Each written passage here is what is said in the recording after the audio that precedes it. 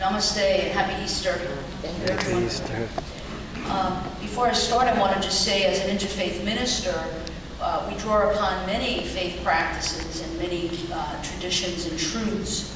But I wanted to share with you 4 of my truths this morning and speak about coming out of the tomb and going into the light, since this is Easter.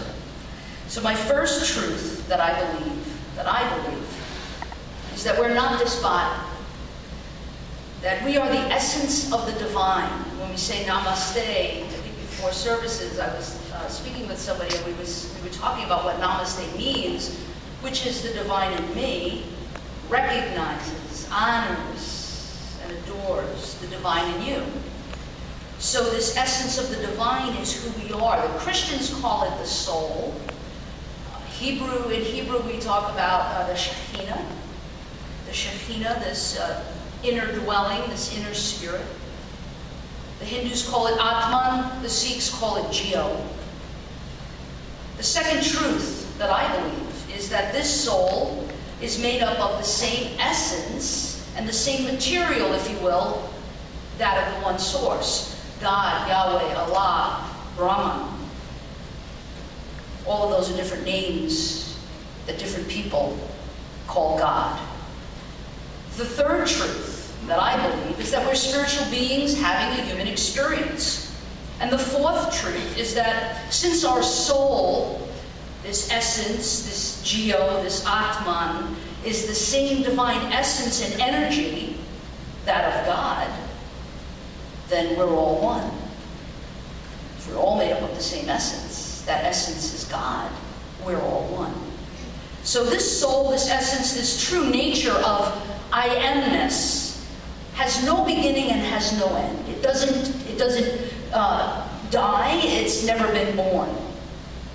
It's only the body, the mind, and the intellect that are imperfect and forever changing. So this truth that I believe is that when I wake up to the fact of who I really am, my true nature, my divine self, I'm stepping out of a tomb and walking into the light. So that this light is my real reality. This light that we talk about is the true essence of who I am, my divine nature. And so today, I'm going to talk about this stepping out of the tomb and what this means, and what does the tomb mean, and what does the light mean. So this concept that I have of the higher self, the blessed self, if you will, the true I am, this divine light, this concept is so comforting to me. It's comforting to the little me, the smaller self, which is the ego, the mind, the physical body aspect of me. Because when I understand that everything that's happening around me is really an illusion, that it's not real, that the only thing that is real is the light, I feel pure bliss and I feel pure joy. It's like great news. It's like the greatest news to know that this physical body isn't all that is. Now, you know, we've been celebrating in the last week Passover and Holy Week, and we continue actually to continue to celebrate Passover, also known as Pesach, which stands for the sacrificial lamb. And we celebrate that, I believe, Tuesday is when it ends. And, you know, the celebration of Passover is about the passing over of the angel of death. And it passed over the angel of death passed over the Jewish homes that had placed the sacrificial lamb on the door. And that symbol was a symbol of their faith. The Christians celebrate Holy Week, and it really kind of begins with Maundy Thursday. Maundy is actually Latin from mandatum, which means the washing of the feet. And so on that Thursday, which Jesus and his disciples were celebrating the Passover celebration, and there was the washing of the feet that took place, and then there was the Garden of Gethsemane. And in the Garden of Gethsemane is Jesus' dark night of the soul. It's there in the Garden of Gethsemane where Jesus is really a sort of an emotional bottom for Jesus, because he's, where are my friends? I feel betrayed. Let this cup pass from me.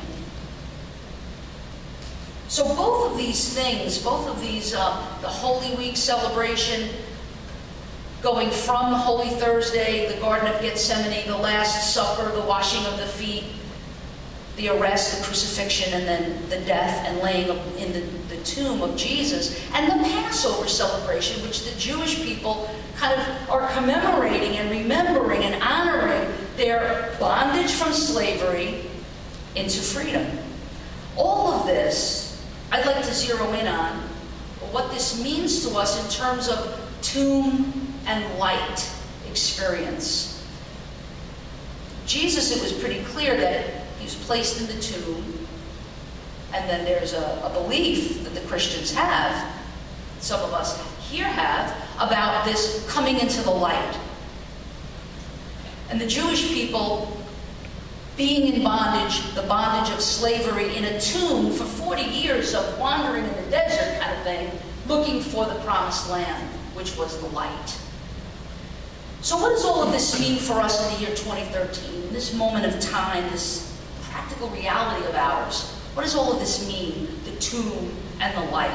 I want to start with what the tomb means to me. The tomb for me means my dark night of the soul, my depression, hard times in my life, the times when I felt afraid, the times when I felt lost, the times when I feel uncertain, the times when I feel less than, the times when I don't feel a part of, the time when I feel like I don't have enough. It's my dark side. It's my shadow self. It's when I'm in ignorance, when I'm in my major defects of character, which have been raging lately, in my self-centeredness rooted in fear and anger and resentment. I'm in the tomb and I'm in the dark when I'm lacking in faith. I'm in the tomb when I've forgotten the true I am. When I spend so much time in the darkness of isolation and self-centered fear, and when I believe that the tomb is all that exists. The tomb is adversity. When life shows up and it's not pretty. The tomb is loneliness and despair.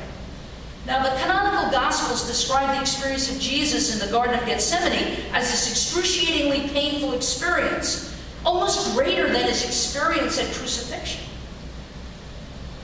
It was a true tomb experience, way before he had been actually laid in the tomb.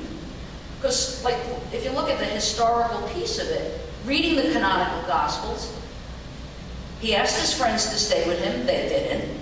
He asked them to stay awake. They didn't. He was betrayed by one of his best friends. He cried out to God, "Let this cup of suffering pass." I remember a few years ago when I lost my job, I prayed. I was lighting candles, doing the incense, doing my job, praying to God, "Please take this cup from me. Don't let this be true. Can you please change my circumstances?" So many of us have faced and will continue to face the tomb experience. It's unavoidable. The dark nights of the soul, when our whole world is overturned and we feel alone and we feel, why? The Native American shamans believe that there's great power in the shaman's death experience. The shaman's death is a rite of passage towards spiritual evolution.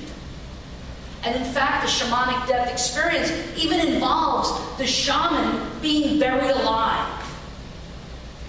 So for me, the shaman's death experience, or dark night of the soul, this tomb experience, if you will, is when I'm confronted in my darkness, when I feel as though I'm being buried alive, that feeling of despair. But it's in the tomb, for me anyway, that I experience acceptance. I eventually get to a place of acceptance and faith that all will be well, that there's a divine plan, that it doesn't end at the tomb, that more will be revealed, that there's another chapter that's evolving and growing, and that I do, ultimately, once I'm in acceptance and once I'm in faith, I step into the light, I resurrect, I transform. And I recognize that the tomb is really an illusion, because the only truth is the light. And the only reality is that I am the soul, untouched, undying. There's no betrayal, because we're all one. There's no loneliness, because we're all connected. There's no despair. There's no cup of suffering. Only love. Only love. Love is all that really exists. And light. And joy. And that knowing gives me bliss. So knowing that whether good or evil fortune come, it doesn't really matter. The true I am, the soul, the geo, the essence, is all that's real. This is what Pema Chodron, the Buddhist nun, talks about. When she says, she's talking about the first noble truth of the Buddha, and as she's explaining it, she says, when we feel suffering, don't despair. It's good news. Embrace it. Embrace the tomb. Because the next step is stepping out into the light. The tomb doesn't have to mean that something is tragic. You know, in English, tomb and womb are the same. You know, the same sound. And it's really interesting because I bet that the baby doesn't want to really come out. It's like, no, I want to stay in the dark. But then ultimately, when the baby comes out, it's joy everlasting. And the only real thing is the light. This is the truth that Jesus knew. I believe that, and some theologians agree, that the Garden of Gethsemane experience was actually a great reminder for us. See, I don't think that Jesus really struggled with the suffering, because I think that Jesus knew the divine plan. But I think Jesus cried out, let this cup pass, for us, to give us some comfort. Because I know I beat myself up. I don't know about you. You know, I am a human being. I'm a spiritual being, but I'm a human being. And I kind of beat myself up sometimes, so I think Jesus was kind of reminding us that, hey, it's possible. It's not just about the tomb. There's also the light. And I know that the Jews must have wandered in the desert for 40 years going, please, somebody tell us where is the promised land? This is before GPS. But, you know, one of the things about it is that it was about faith. It was about acceptance. It was not all about the desert. It wasn't just the tomb experience. It was also about the bigger picture, the divine plan of the light of the promised land. So in knowing this and experiencing this, we can step out of the tomb and into the awareness of the true I am, coming out of the bondage of this body, of this ego, and into the freedom of remembering our true nature.